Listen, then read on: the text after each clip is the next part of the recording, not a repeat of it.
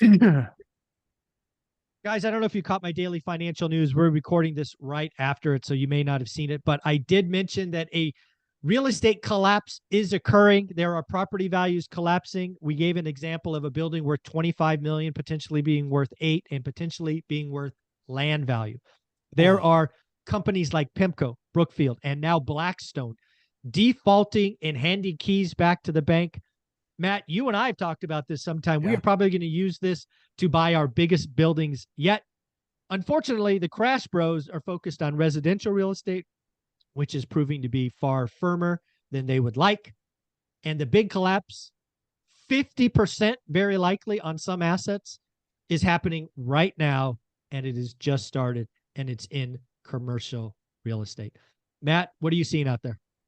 Well, if it weren't a crime for me to dance, I'd be doing that because it is awesome. I mean, it is absolutely awesome. It's exactly like what you and I talked about. We looked at it and we said, hey, this variable rate debt is going to absolutely eat some people alive. They're resetting at 8.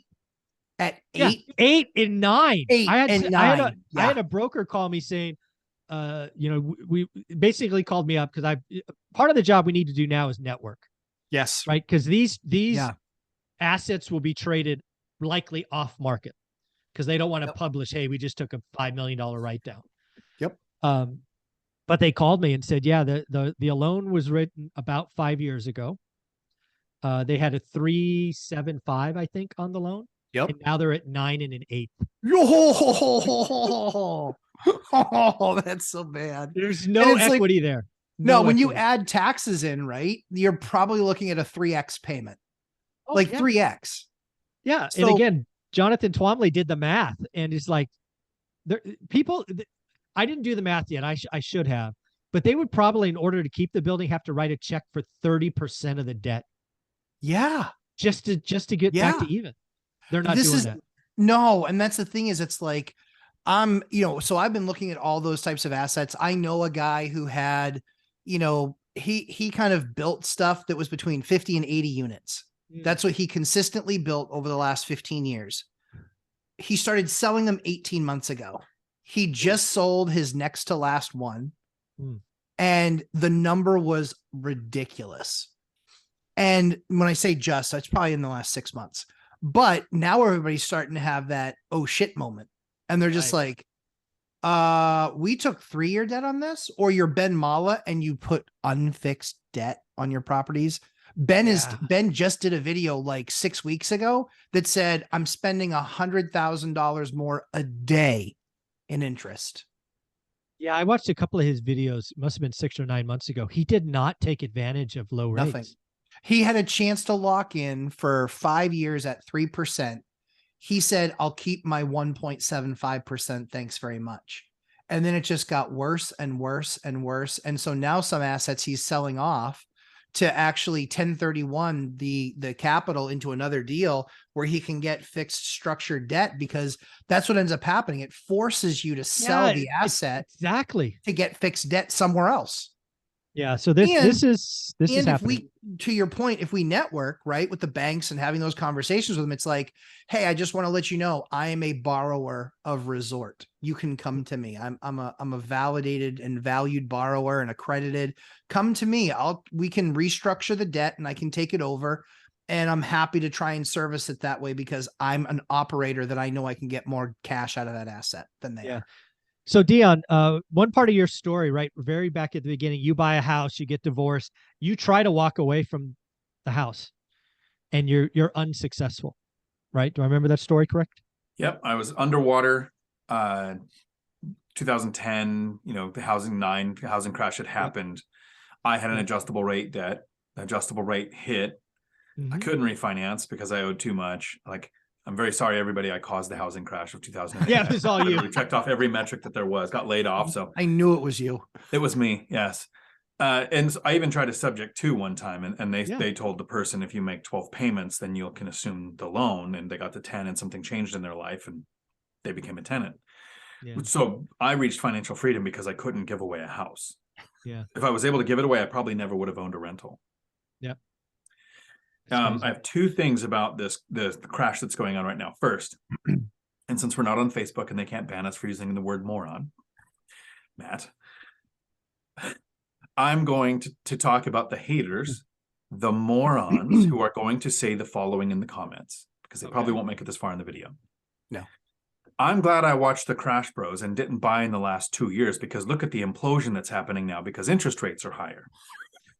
So they're not paying attention to the fact that we don't use adjustable rate debt. Right. We're switching as much as possible. You guys you redid a lot of your portfolios to get to fixed rate debt. 9 months of work, man. That's not easy. Right. So you planned for this. I've only used fixed rate debt. And our asset class isn't the one crashing. Yeah, that's the big deal to me. To see it. So the first thing the haters are going to say, if real estate prices crash, you guys fail. That's what they want to see, because we haven't been calling for a crash long enough. They want to see us fail. Well, I'm sorry. Our prices can go down and it doesn't impact us. Right? We're looking at rents, not house prices. And the other thing is, the people that have used adjustable rate debt on commercial, some of the people that watch my content tell me that I'm stupid for staying in residential, because they go against the one rental at a time rules, and they say bigger is better. Yeah. If you don't scale up, you're not successful. And I'm like, if you scale up, here's the risk you take. Exactly. Yeah. So bigger is better sometimes. It is. Right. I keep highlighting that for folks. But again, it's always about the debt. If there was any lessons from the 08 crash, it was the debt structure. And again, 50% of origination in 06 were these crazy teaser loans that were underwritten poorly, that once they started to blow up in 08, all hell broke loose. And it wasn't the values dropping that caused people to walk. It was the payment. They don't give a rat's ass what the house is worth. It's the payment. When your payment goes from $900 to $3,900, you pucker up. You're like, can't afford that. I'll go rent down the street for $12. That's right. In the US, at least in residential, 98% of loans coming into the year were fixed. Commercial, not that way. And again, there's this thing called NOI, net operating income. There's this thing called bridge debt and assumptions and rent. There's all these things. They were all at record levels in 2021. They're all now reverting to the mean. And if you know anything about reversion to the mean, it never goes back to the mean. It always goes below before it comes back. Yep. It overshoots. That's why it's, that's just how it works. And there is a lot of pain. Office buildings destroyed. There will be office buildings in San Francisco. Like Jonathan and I talked, and people need to look at his playlist. There's an office building that when the debt was put on was 95% occupied. It's now 20%. Oh. So again, what does that do to value? Well, it impacts it. What happens to the cap rate? Well, it was originally bought with like a 3.5 cap. You probably couldn't get that thing for a 10 cap today, right? And again, the values just implode. So there is real estate pain coming. I'm sorry it's not in residential. If you're in Phoenix or Austin or areas, sure, there's some, but it's not what you've been calling for sure.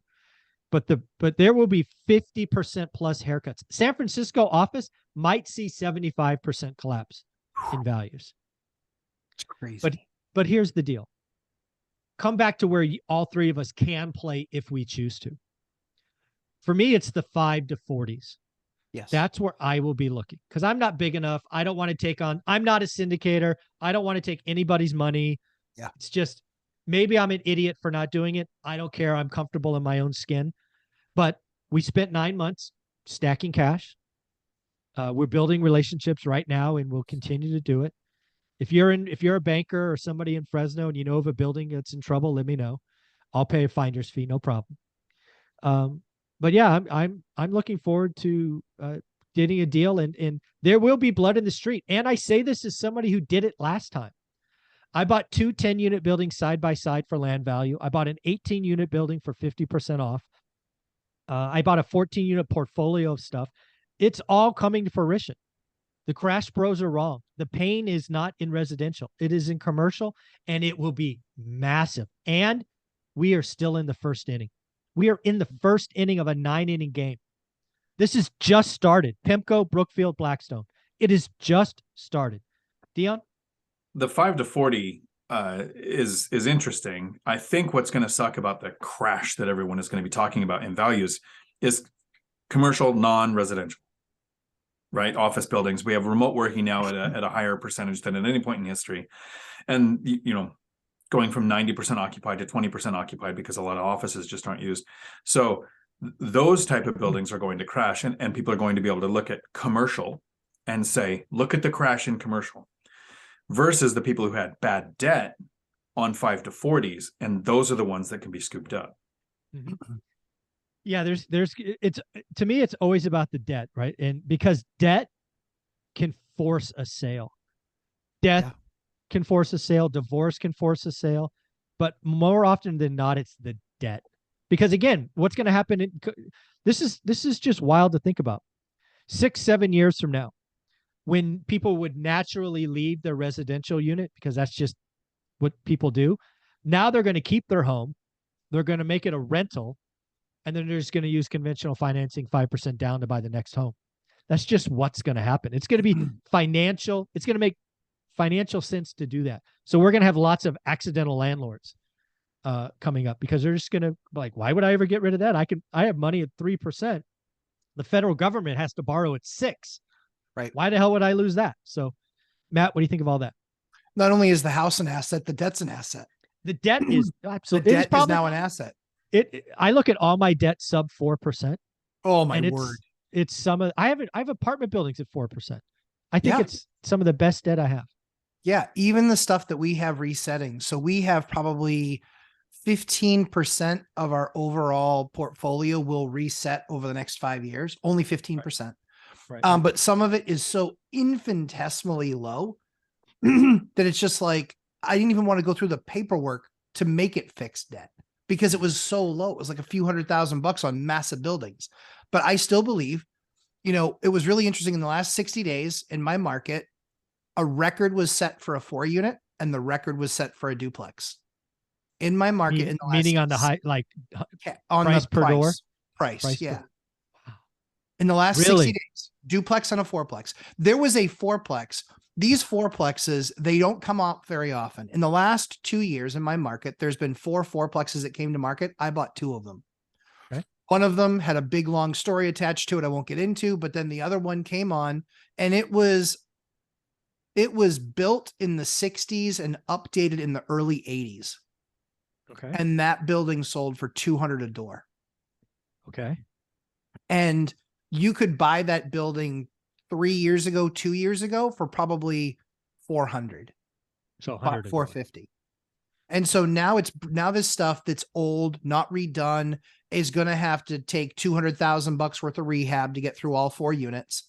But these are 2-bedroom units. These aren't large units. These are 2-bedroom units at $200 a door. And wow. So you're setting records even though rates are 7%. Yeah, still at 6 and 7 because the option is a single family home that's 1,500 square feet. If you want to buy brand new, that house is $750. Wow. It's $500 a foot. And if you want to even buy used, you're still looking at you're still looking at $300 a foot, $350 a foot, even if you're buying used. And so that's all the math that I did 2 years ago was how is a single family home, 1,500 square feet, 3-bed, 2-bath. How is that house worth $750 or an older home worth $400 or $450? And the duplex is only worth $500 or $550. And it's the same square footage times 2. It's a 3,000 square foot duplex. It's a big duplex. I was like, the math doesn't make any sense. So that's why I was buying all those assets with my cash out refi, 2 of them over a 13-month span. I just got lucky. But over a 13-month span, put that deal together. And yeah, I bought a ton of those. I bought a ton of them. And I get offers all the time. I got an offer yesterday.